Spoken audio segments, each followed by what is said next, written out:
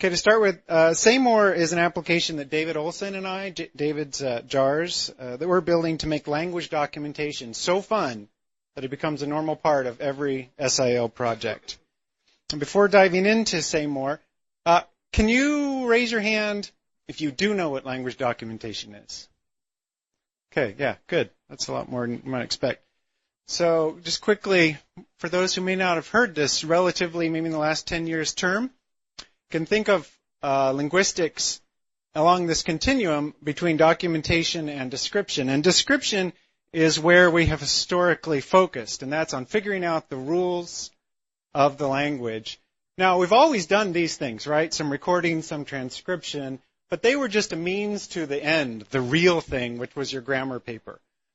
Especially with the increase in language endangerment and language death, we found that it's call out this as a discipline in itself and say that these ought to be primary products, not just a means to an end, but these things should be well done, well documented, and archived for future generations, both of linguists and of native speakers.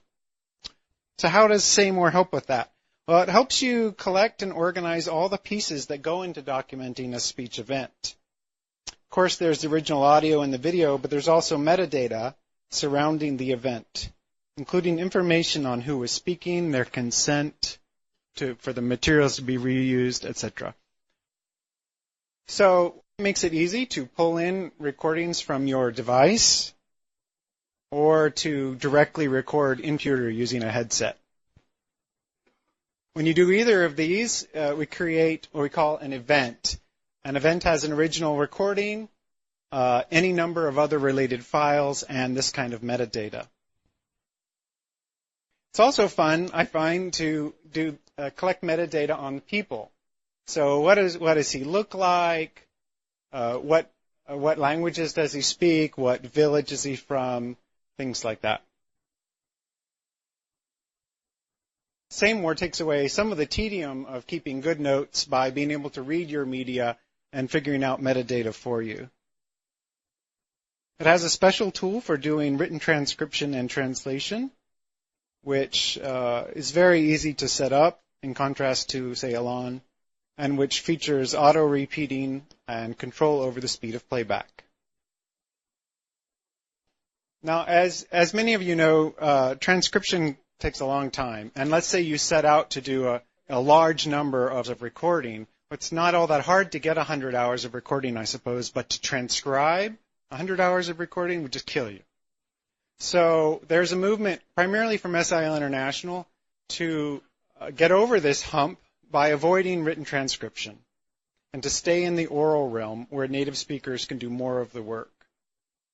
Has anybody here heard of BOLD? Can you raise your hand? So that's not too many. Basic oral language documentation, BOLD, is that approach. And SayMore is the first program to directly support that approach, although you don't need to use that. So here, for example, in this tool, the native speaker listens to some speech while holding down a key, lets go, and then repeats it slowly and carefully into the microphone. So you can think of it as a kind of oral transcription, which many years later, someone else will be able to listen to and do more with than they could the original. Also, you can do oral translation this way. And SayMore automatically creates this 3-track WAV file for you where you would hear the original and then the careful and then the translation and the next original careful translation. A big part of language documentation, doing it well, is to have good coverage of genres, of people of different social roles, genders, so forth. So at any time, you can look at these charts to sort of measure how you're doing on your coverage in various areas. SayMore is inherently cooperative with other programs because you can drag in any file you want into a SayMore event.